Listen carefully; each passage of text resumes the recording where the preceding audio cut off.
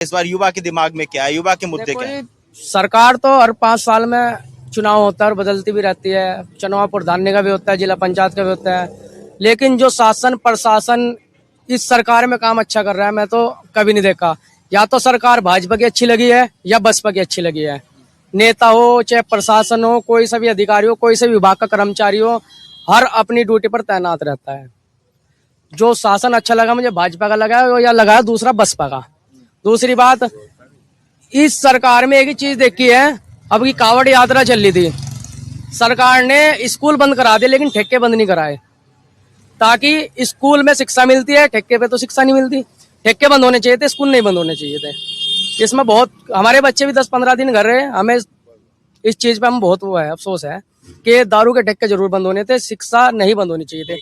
अगर शिक्षा बंद होगी तो हमारा बच्चों युवा बच्चे हमारे जो सब समाज है वो अनपढ़ यानी अंधकार की तरफ भी घुसेगा। और आपके विधानसभा क्षेत्र में कुछ काम हुए, क्या कुछ काम हुए? देखो ये तो अपनी अपनी अलग अलग की समस्या है, किसी का राशन कार्ड आ रहा है, किसी का कुछ आ रहा है, तो सबके अपनी अलग अलग समस्या, लेकिन यह है सरकार अपना काम बढ़िया कर रही है।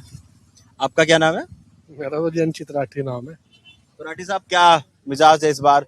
अगर आप अपने यहाँ के विधायक के कोई 3 अच्छे काम गिनाए तो वो 3 अच्छे काम क्या होंगे? सच तो यो है, विधायक ही नहीं देखा 2.5 साल से हमने।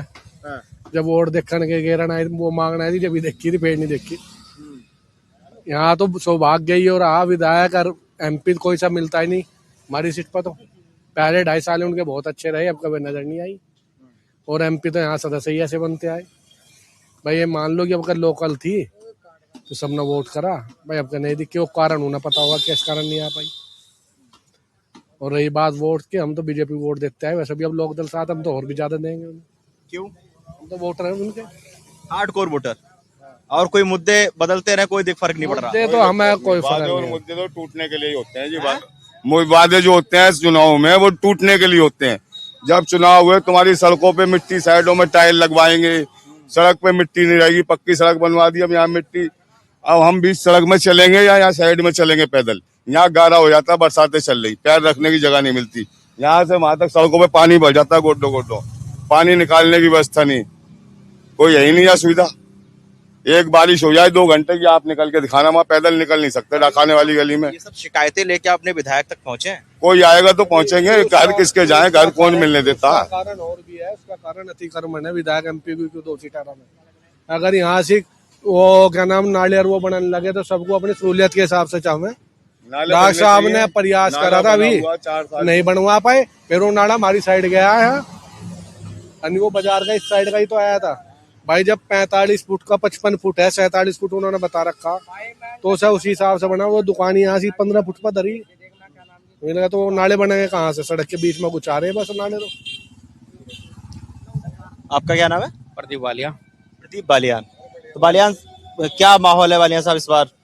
क्या कुछ लग रहा है आपको? और कितना, अगर 10 में से कुछ नंबरों की बात करें तो आप इस समय अपने यहाँ के जो आपके स्थानीय विधायक हैं यहाँ के विधानसभा क्षेत्र के, उनको आप कितने नंबर दोगे 10 में से?